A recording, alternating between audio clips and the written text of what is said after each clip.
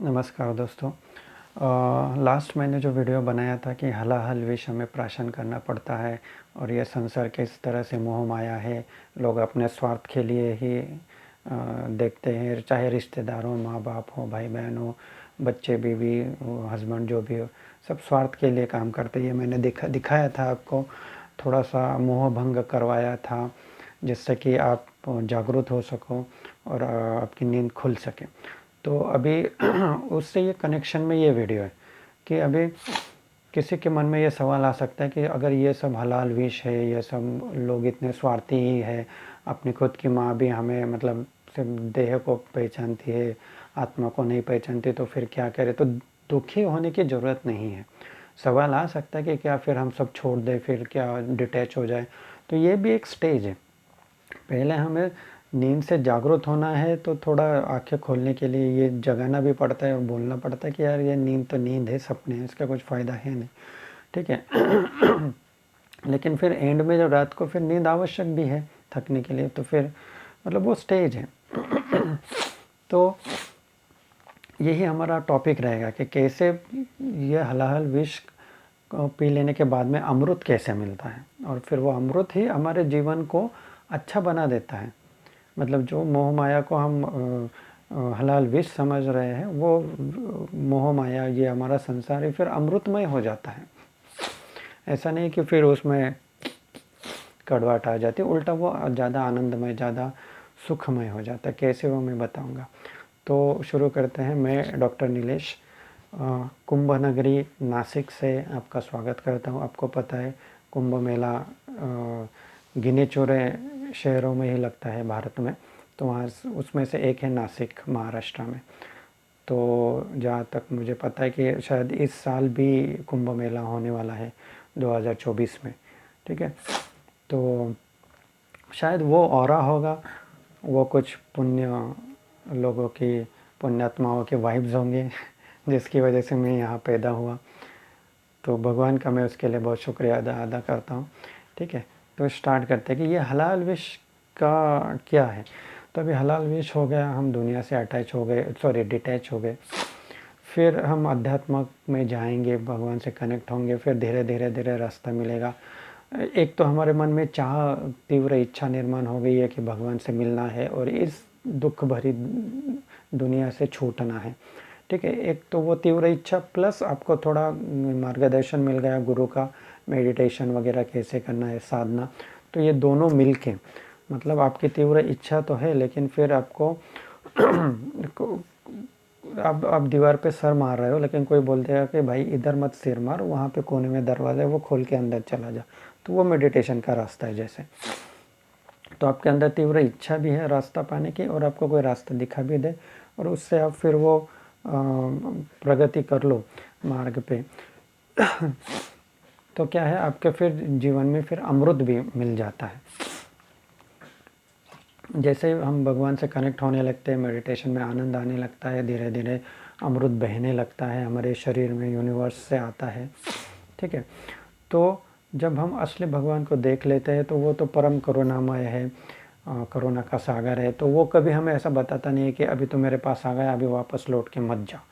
अभी वो संसार है ना, वो तुझे फंसाएगा, तुझे रुलाएगा, ये रिश्तेदार नकली है, ये है वो है, ऐसा कभी नहीं बताता भगवान।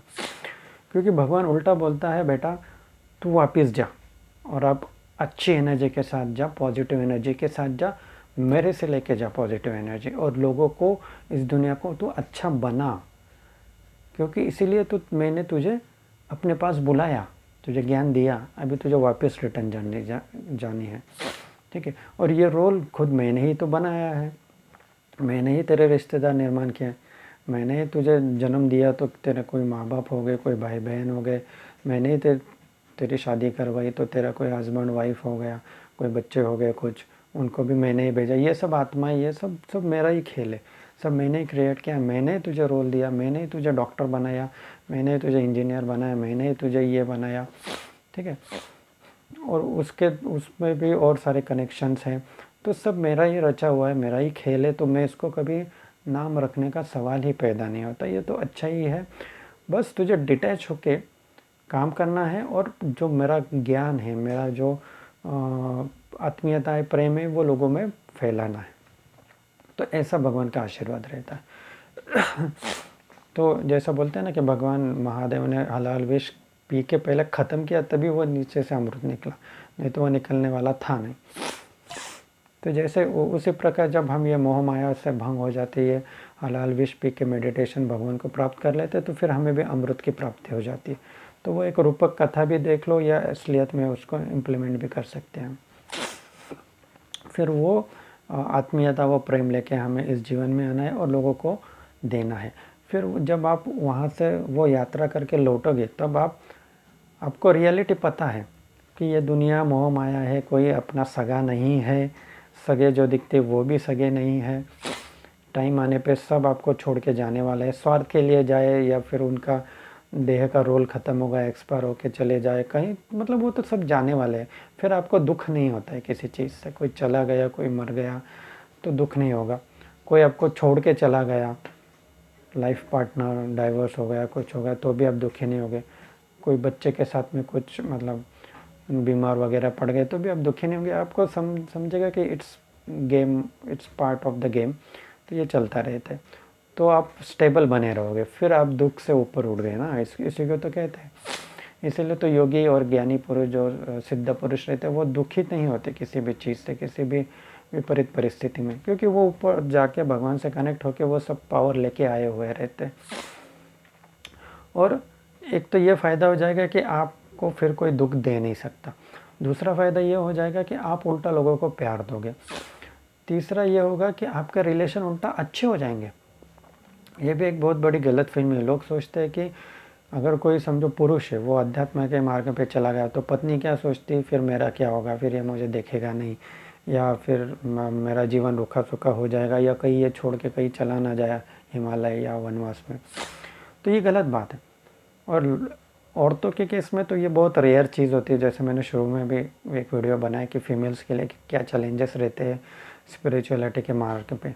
तो फीमेल्स में वो इतना ये रहता नहीं है कि वो डिटैच हो पाए, वो अटैच ही रहती है।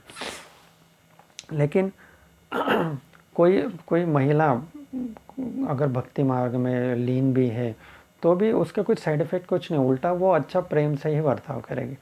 ठीक है, या ऐसा नहीं होता है कि आप मेडिटेशन के मार्ग पे तो आप फिर बच्चों से लगाव नहीं रखेंगे, ये नहीं बोलेंगे कि यार ये बच्चे तो मतलब ये मोह माया है या कुछ है, या लड़की है लड़कियां है, या लड़की है तो फिर शादी करके चली जानी है, मोह माया है।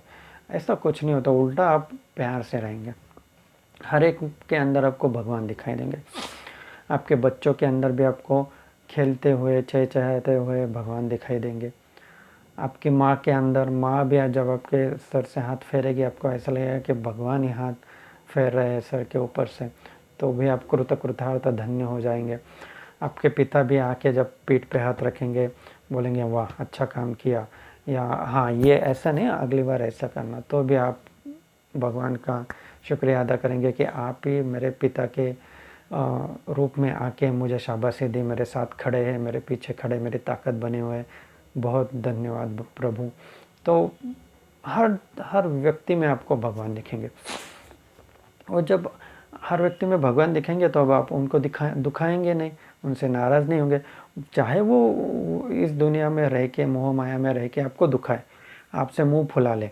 जैसे मैंने वो वीडियो में बोला था, गुस्सा हो जाते, कभी खाना भी नहीं देते या बात नहीं करते, तो भी आप चिढ़ेंगे नहीं, आप समझ जाएंगे कि ये इनकी अवेकनिंग हुई नहीं है ना, तो इसीलिए वो थोड़े से नाराज़ हैं, या उनको समझ में नहीं आ रहा है कि वो क्या कर रहे हैं।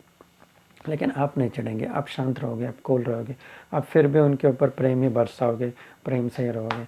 चाहे वाइफ हो, हस्बैंड हो, वाइफ भी हो तो वाइफ को तो उल्टा खुश हो जाना चाहिए कि मेरे पति अध्यात्म के मार्ग पे, तो वो ना तो कभी शराब पियेंगे, ना गुस्सा करेंगे, ना डांटेंगे, ना कहीं पैसे इधर उधर उड़ाएंगे, ना अय्याशी में जाएंगे। बहुत अच्छा होगा कि उल्टा वो परमेश्वर के पास है और किसी के पास नहीं जाते, परमेश्वर के पास जाते, तो बहुत अच्छी बात है। तो वो ज़्यादा प्रेम भी करेंगे अपनी पत्नी से भी, कनेक्शन अच्छा रहेगा। और सहवास जो रहता है ना, एक स्टेज के बाद में जो दैहिक सुख का फेज़ ओवर हो जाता है, जो न्यूली मैरिड कपल्स में रहता है वो फेज़ ओवर हो जाता है, उसके बाद में बहुत लंबी लाइफ जीनी पड़ती है। समझो 25 से 30 या 25 से 28-30 तक वो न्यूली कपल का वो टाइम था वो चला गया। फिर 30 से लेके 70 80 90 तक का जो 50 60 सालों का जो पीरियड है ना, वो बहुत लंबा मैराथन पीरियड है।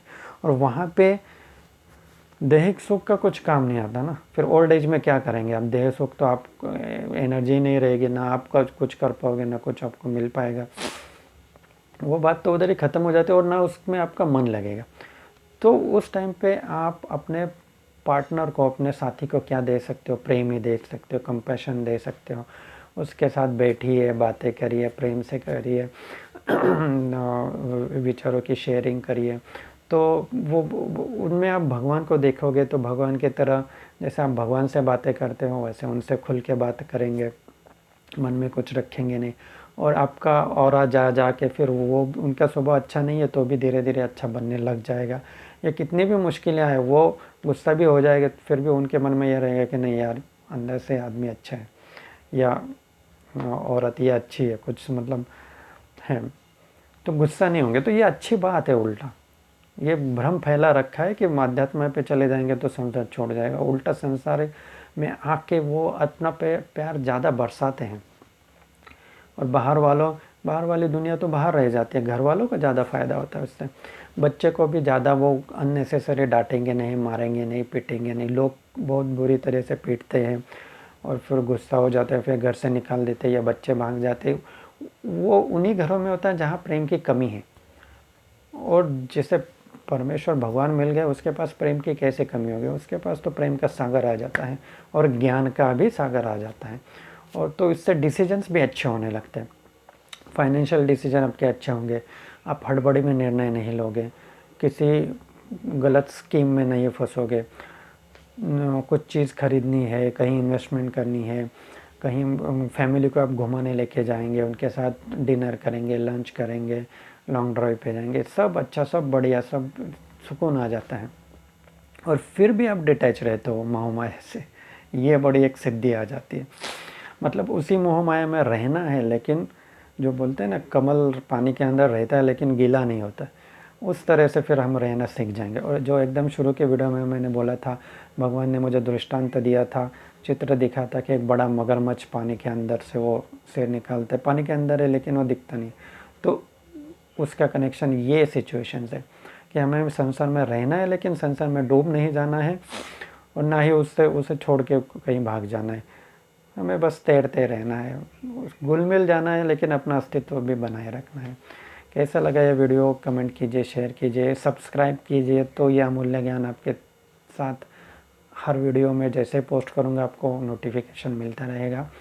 और ज़्यादा से ज़्यादा शेयर कीजिए, सब्सक्राइब कीजिए प्लीज़। सब्सक्राइबर बेस बढ़ जाएगा तो मैं और अंदर का जो गुप्त रहस्य, गुप्त चीज़ें, कुछ खास लोगों के लिए मैंने बचा के रखी है जो जेन्युइन है, तो वो भी धीरे धीरे मैं लेके आऊँगा। Thank you so much.